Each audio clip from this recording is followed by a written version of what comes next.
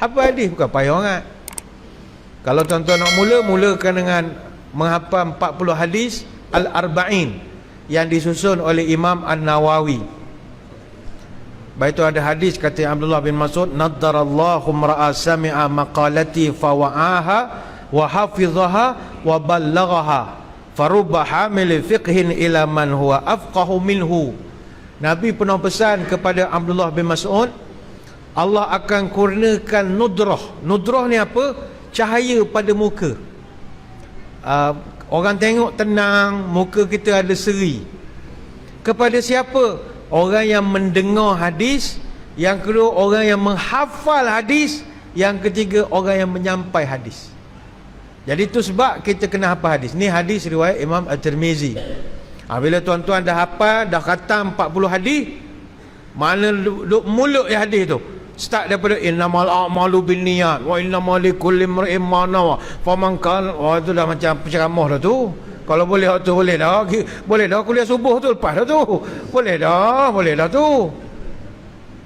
Hadis nama tu panjang juga tapi semuka je, taklah panjang. Bila tuan-tuan dah khatam 40 hadis, baru pindah ke kitab Umdatul Ahkam An Sayyidil Anam. Ini karangan Imam Abdul Ghani bin Abdul Wahid Al-Maqdisi. Dia dalam kitab ni dia kumpul 500 hadis yang dia saring daripada Bukhari Muslim. Mana dia gabung dua, dia ambil 500 yang terbaik, tak berulang lagi. Itu dipanggil kitab Umdatul Ahkam. Banyak surah masjid ngajar kitab Umdatul Ahkam. Kalau tuan-tuan dapat hafal, maknanya ni ada 500 hadis. Mana setahun lebih dah ngapal. Mana 500 campur 40 dah 540. Wah, itu dah tahap ulama' dah tu. Tahap ulama' dah tu. Kemudian kalau dah rasa selesa, rasa kemanisan menghafal itu, pindah pula kitab. Biasanya orang pergi ke Bulughul Maram, karangan Imam Ibn Hajar Al-Asqalani. Jadi bila kita dapat apa hadis-hadis begitu, barulah kita rasa sedap cinta pada Nabi. Tapi ingat, kalau dah hafal hadis banyak, jangan sombong pula. Saya ustaz dah hafal 600 hadis. Dah tu saya ingat saya nak buat mazhab sendiri rasanya. Oh jangan gitu. Terus nak buat mazhab sendiri je. Oh tak ada. Banyak lagi nak diterangkan, tapi saya ingat kita berhenti seketika untuk memberi laluan kepada lawangan azan yang saya dipahamkan akan sekejap lagi ya, sekejap lagi. Jadi 2 minit lagi. Oh salah lah hak Jakin, saya tengok Jakin tadi. Kejam ni salah. Tak punya. Cuma kalau dah hafal banyak hadis, jangan nak buat mazhab baru pula. Ada setengah orang muda, dia hafal banyak hadis ataupun dia kaji hadis, lepas benda tu dia rasa aku tak mahu ikut Imam Syafi'i, aku nak buat mazhab sendiri. Mazhab apa? Mazhab hadis lah. Jangan begitu. Tuan-tuan, kalau dah hafal 300,000 hadis pun belum cukup untuk keluar fatwa.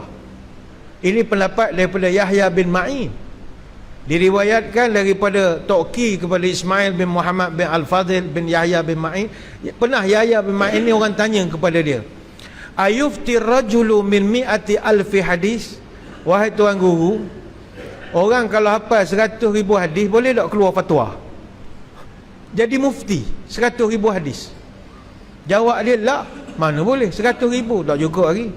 Wa min mi'atai alfin, kalau dia hafal 200,000 macam mana? Kata Yahya bin Ma'in, oh tak boleh, 200,000 tak cukup lagi.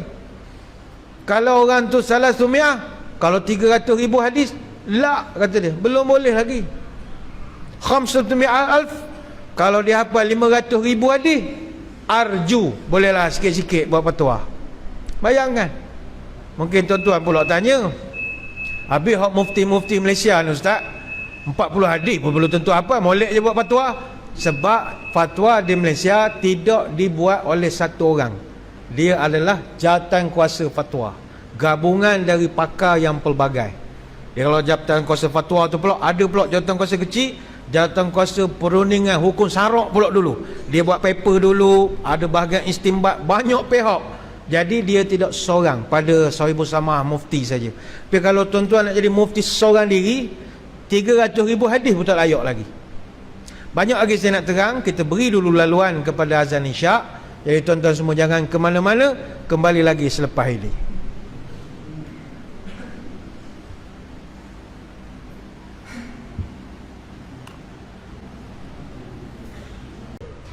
Muslimin muslimat yang dirahmati Allah sekalian, kembali kita bertemu di dalam ceramah pada malam ini. Liga Ilmu kita membawakan tajuk Cinta Rasulullah sallallahu alaihi wasallam tiada penghujungnya.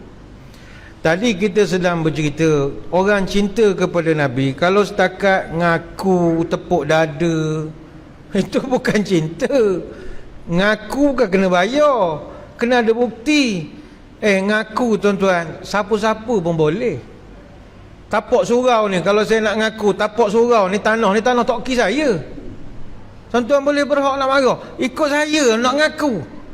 Tapi kalau pengusi mari, mana bukti ustaz? Tak ada, saja ngaku. Saja ngaku gitu. Aku cinta Nabi, apa bukti? Sebab itu ulama dulu dia tunjuk bukti. Bukti kami cinta pada Nabi, kami cintai sunnah Nabi. Sunnah Nabi yang pertama kami betul-betul pegang, percakapan Nabi. Kami hafal sungguh-sungguh. Maka jadikanlah keazaman pada kita untuk sikit-sikit apalah hadis-hadis Nabi. Tak dapat 10-5 jadi dah. Takkanlah kita boleh hafal jampi serapah tapi tak boleh hafal hadis. Jampi serapah lagi payah. Di Wadi Malikam Sinawari, payah nak hafal. Molek hafal. Tapi tadi saya pesan, kalau dah hafal banyak hadis, jangan pula tambah bermazhab. Jangan pula sampai peringkat nak buat mazhab sendiri, kutuk Imam Syafi'i, tak boleh itu. Jangan pula sampai terus nak jadi mufti, tak boleh. Kita tuan-tuan, secara perbandingan lah, kalau kita hafal semua hadis dalam kitab-kitab hadis yang 6 pun belum layak lagi kita jadi mufti. Katalah dalam Sahih Bukhari ada 7,500 hadis. Dalam Sahih Muslim ada 12,000 hadis. Dalam Jami' Tirmizi ada 4,000 hadis. Dalam Sunan Abu Daud ada 5,000 hadis.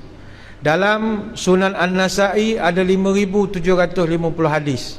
Dalam Sunan Ibnu Majah ada 4,300 hadis.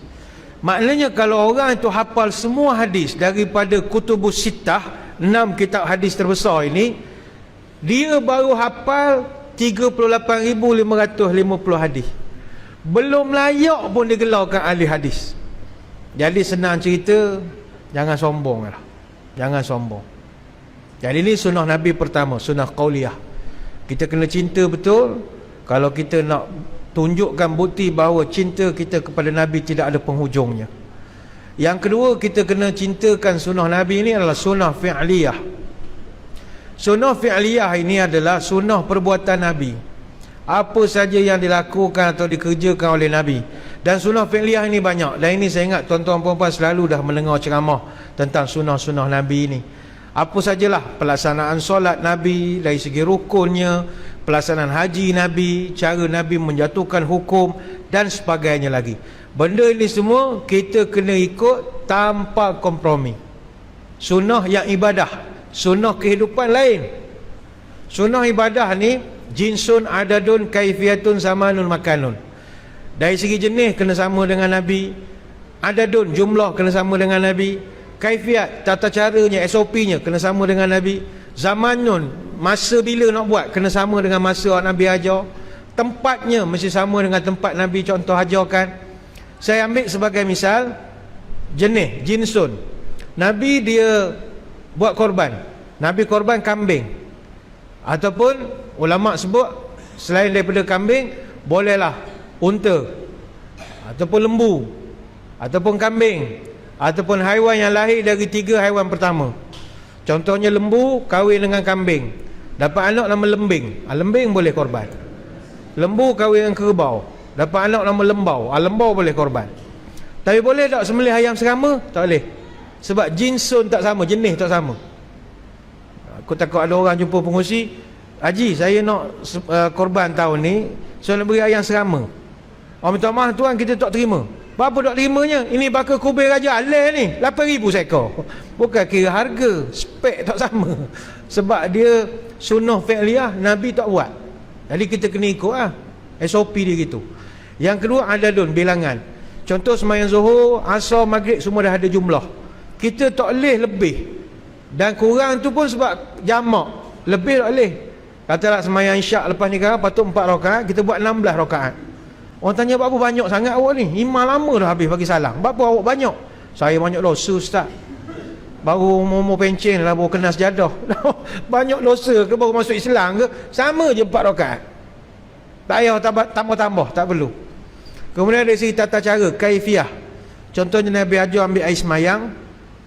Ambil air semayang start pada muka dulu, tangan, ikut turutan dia, kaifiah dia. Maknanya kita tak boleh buat kreativiti, tak boleh inovasi. Boleh tak ustaz saya nak ambil kaki dulu, lepas tu muka? Tak boleh, sebab dia undang-undang, law. Ini peraturan. Ataupun Nabi ajar baca Fatihah, susunannya Alhamdulillahirrabbilalamin Ar-Rahmanirrahim Malik Yaumiddin. Kita nak baca tunggang terbalik, tak boleh. Allahu Akbar Ghairil maghdubi alaihim Ar-Rahmanirrahim Ihdinas siratal mustaqim. Kita tunggang terbalik, tak boleh. Bahkan ada kemungkinan keluar masjid kena panah petir lagi, sebab main, tak boleh lah. Ataupun kita Fatihah guna taranum suka-suka hati, tak boleh. Tuan-tuan, tak boleh semayang nak baca langgam Jawa, tak boleh. Dia langgam kena langgam Arab. Langgam Nabi ni semayang, bukan persembahan tilawah Al-Quran. Semayang kena ikut apa cara Nabi. Dan Nabi beritahu, Iqra'ul Quran biluhunil Arab wa aswatiha. Mu baca Quran mesti bunyi Arab, mesti langgam Arab. Tak boleh bunyi orang manis, orang Kuala Berang, tak boleh. Bunyi Arab. Lagu-lagunya lagu Arab. Bayati, Sobah, Hijaz, Nahwan, Ros. Ataupun Bayati, Hijaz, Nahwan, Ros, Sikah. Tak boleh baca lagu, gunakan lagu-lagu syair. Tak boleh. Lagu-lagu rojaz, lagu langgam. Macam lagu langgam syair. Macam contoh orang Arab, dia ada syair romal, dia panggil. Syair romal ni syair memuji orang. Tala'al badru alaina. Tu lagu. Min saniyatil wada'. Tiba kita buat lagu Fatihah. Atau tak boleh. Wadduha wal laili idza sajah. Tak edit. Sebab dia akan lari, dia punya panjang pendek. Nabi tak benarkan. Maka kalau lagu langgam Arab yang bukan digezetkan sebagai taranum pun Nabi tak benarkan, lagu syair, apatah lagi lagu Jawa. Apatah lagi Upi Ramli lagi, tak boleh. Alhamdulillah Rabbil alamin. Lagu getaran jiwa je. Ar-Rahmanir-Rahim Malik Yaumiddin. Ini bukan bahasa panah betul. Langgar pula lari balok bila balik. Tak boleh main. Dia ikut spek. Oh, saya ustaz nak tarik orang muda, banyak ke cara lain. Buat futsal lagi bagus daripada awak tonggang agama ni. Jangan buat begitu. Tarik orang muda cara orang muda, bukan dengan tonggang semayang. Nak orang muda. Begitu dari segi zaman nun, waktu. Nabi ajar ibadah tertentu ada masa dia. Contoh nak buat korban. Korban mesti buat lepas pada habis khatib turun mimbar. Mana tak boleh buat korban lembu lepas main subuh, tak boleh. Jawatan kuasa surah bersetuju, lepas main subuh kita buat teruslah korban. Berapa awalnya? Sejuk sikit. Pukul 10 panas berdering. Setuju belaka. Tak boleh, dia waktu dia dah ditentukan. Ataupun zakat fitrah. Zakat fitrah mesti dibayar sebelum daripada sembahyang raya didirikan. Jadi kalau dah selepas sembahyang raya, hukum jadi lain. Tak boleh lagi dah. Ataupun sembahyang fardu. Sembahyang subuh pukul 5 lebih misalnya. Tuan-tuan mungkin balik ceramah ni penat. Tiba ambil sejadah sembahyang 2 rakaat. Isteri tanya sembahyang apa? Aku advance dulu sembahyang subuh. Takut tak sedar pagi esok. Tak boleh. Sembahyang ada time dia. Dia tak boleh buat advance, tak boleh. Begitu juga makanan, tempat. Dia tak boleh buat di luar tempat yang Nabi dah gazet. Contoh haji. Haji mesti buat di Mekah. Umrah mesti buat di Masjidil Haram Mekah. Boleh tak kreatif tak? Tak boleh. Habis kalau kita tengah susah darurat, tak payah pergi. Macam pandemik baru ni, tak pergi ya. Tidak boleh mufti buat fatwa, oh disebabkan kita Covid ni tak selesai, kita buat haji di Stadium Gobadak sajalah senang. Tak boleh. Sebab tempat tu law dia itu. Ataupun kita niat iktikaf. Niat iktikaf tempat semayang. Niat iktikaf hanya di tempat semayang saja. Tak boleh niat iktikaf di sesi minyak, tak boleh. Tuan-tuan pergi Petronas isi minyak. Bismillahirrahmanirrahim. Nawaitu i'tikaf bi hadza Petronas lillahi ta'ala. No such thing. Dia macam, awak buat amalan apa ni? Jadi itu dipanggil sunnah yang bersifat ibadah Nabi.